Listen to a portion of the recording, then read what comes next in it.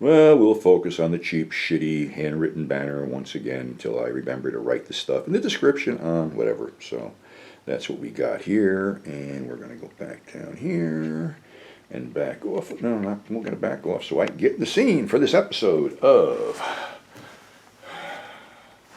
Welcome back to another edition of 42nd Street Pete's Grindhouse, a really weird cinema episode. And we're going to dig into the forbidden something weird video archives with a band title called Bad Girls Don't Cry, starring the wonderful blonde stripper Misty Ayres, who actually opens the whole thing for the first few minutes by stripping down to her undies, and she does that a couple times in the film. Well, Misty is slinging hash in this hash house when she is approached by this hood Nick, who says he can do better for her. Well, in doing better for her, that means putting her in a whorehouse, which she balks at, so Nick knocks her out, shoots her up with dope, and we segue to the next segment where basically she's the most popular girl in the house. And she has caught the attention of a guy named Tony, an all-American guy, who wants to get her out of the life.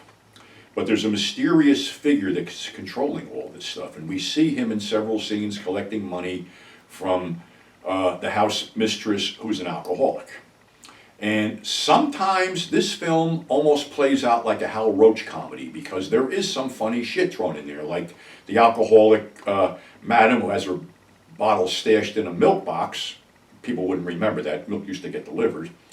But when she reaches in, she actually gets a quart of milk and drinks it and spits it all over the place. There's some stuff like that all over the place, scattered throughout the film.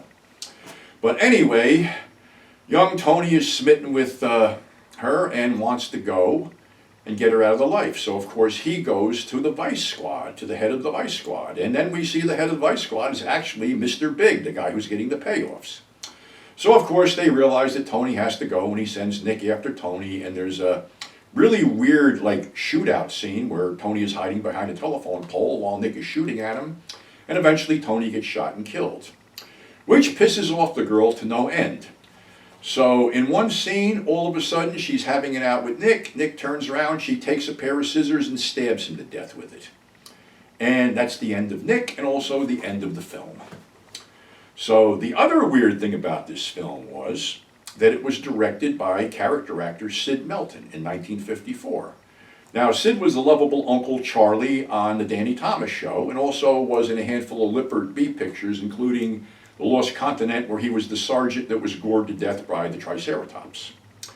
So this thing sort of bounced around nowhere until the mid-60s when it hit on the skin circuit, which it was a little bit old for that, but hey, Misty's pretty hot to look at, even in the striptease scenes. The sad part is, you can't get this anymore, and I'll explain why. This is how they get rid of porn and fuck people over. The credit card companies will refuse to take payment for certain titles. So I believe Mike was still alive when this happened, so basically they had to purge their website of almost 100 titles, and that was one of them. I got a handful more, which I will cover down the road. But this is how they get everything done. And segueing into that, we have a new regime coming in, and one of the main goals of the new regime is, because pornography is fucking evil and causes all the problems in America, they want to get rid of it. So there are steps being taken right now, as I'm told by the incoming regime, to take it out. And you can still get my stuff. I may as well make that pitch. AlternativeCinema.com, AfterHoursCinema.com. My stuff is still for sale. And I have a lot of issues of Screw, the guide to everything in New York that was sleazy and nice. And basically, what I'm going to do here is, because I got to get up some money for the holidays, and if something happens to me, I don't want these to wind up in a fucking dumpster. If anybody wants a vintage issue of Screw, and you can't pick the year or the time period, it's going to be a random pull out of the pile. It could be from the 70s, 80s, 90s, 2000s, whatever. $20 shipped, that's all. You got my PayPal up there. $20 shipped. As many as you want, because I like to see them go to a good home where people enjoy them and you own a piece of sleaze history.